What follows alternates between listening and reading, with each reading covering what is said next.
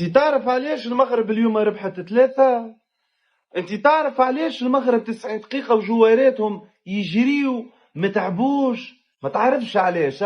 ايجا باش نقولك، خاطر المغرب اليوم مشى معاها الزهر، خاطر لعبت في تيران وفي بلاصة كلها برد، الثلج يصب في التيران، هذاك علاش ربحت. يا ناس، الكوت ديفوار ما منظمة هي الكوب دافريك، انت في بالك المغرب مسافره قبل جوارات الكوت ديفوار، قبل ما يجيو جوارات الكوت ديفوار؟ في بالك المغرب قبل ب10 ايام من اللي يجيو ليكيبات المغرب غاديكا؟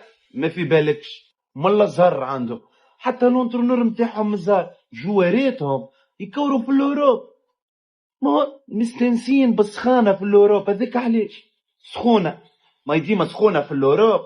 هم لعبوا في الكوت ديفوار. ما عادش نقارنوا الاولاد عباد ماشيه تحب على كوب دافريك، ما نقولش باش تهز كوب دافريك خاطر فما زاد السينيغال وفما جمعيات تتقلب من بعديك في الدور الثاني.